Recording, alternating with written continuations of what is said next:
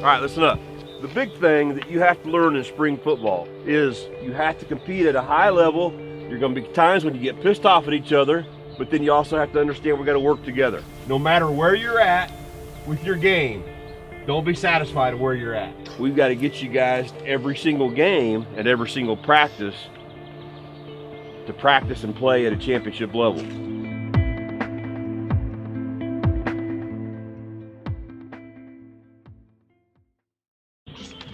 Good, open hips up, good. Get there. In the spring, you're really practicing for the whole season. So, being more efficient with your time, making sure you're taking advantage of your opportunities and going out every single day and trying to improve yourself as an individual player so that you can, help improve our team is extremely important. Just to improve fundamentally. We want them to be better players individually at every position: wide receiver, running back, tight ends, offensive line, quarterback. All those guys to improve their fundamental play, which will make them and us better next fall. And we talk a lot about taking care of your 1/11th. Your 1/11th of the job is the most important thing you do. And then collectively, at the end of that play, your 1/11th is going to contribute to everybody else's 1/11th, and it should end up being a good play. You got to have a great spring. You have to have ultimately great spring drills in order to be ready for the summer and the fall, so you can have that success that you ultimately want.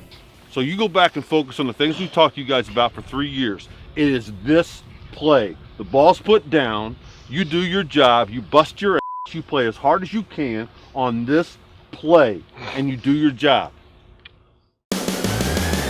If you want to improve your overall strength of your team, then individually you've got to do your part. Playing center, I'm down in that squat position probably longer than the rest of the offensive linemen, so ultimately I have to be able to sit down there without feeling uncomfortable. So I've been working on flexibility and working on explosiveness and upper body strength. Just working on core lifts, bench press, squat, trying to improve on those. We do a ton of auxiliaries. They're mostly built for like speed and explosiveness.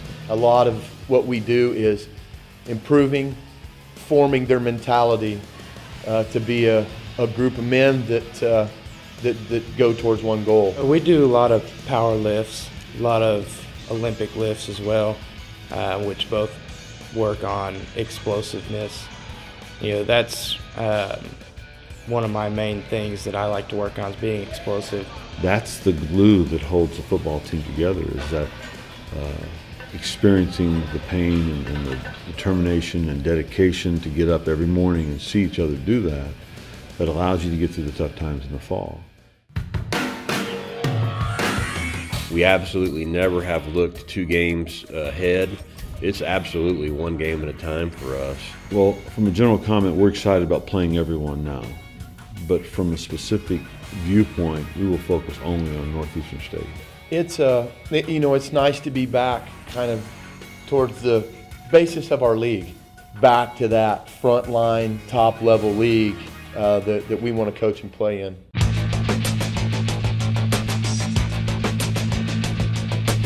It's the best. I've had the fortune of coaching some other places, playing some other places, and it's unmasked, it's unrivaled. It's the best atmosphere that you can get at a small college level. Carter Smith Stadium has got history built in it. Anywhere from back to that 61 team when Carty Smith was the head coach all the way up to now. Each and every year there's just more and more history being built into that field. I never take it for granted. There's not a day I go in there for practice that I don't take a moment and just look around and go, wow. It's an amazing facility, and people who see it for the first time always react the same. I can't believe that's here. I can't believe that's your stadium. I can't believe that's where you play. When you think of legendary stadiums, you think of Division I stadiums, but I think that Carter Smith Stadium is up there or not better than those D1 stadiums. I think the walk is the time when it gets everybody to refocus and really understand how special a place it is because of all the support that we have on the way over. And then to me, it's just almost something magical when you walk into the stadium on game day.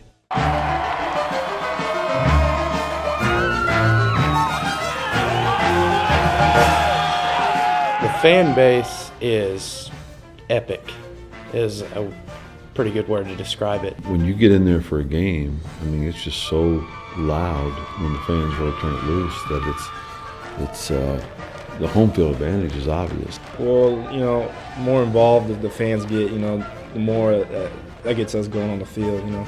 Our fans are the most integral part of Saturday. We want to play good and we want to put a good product out there, but it sure makes it easier to send our kids out the 2 red doors knowing what they're going to get when they run out.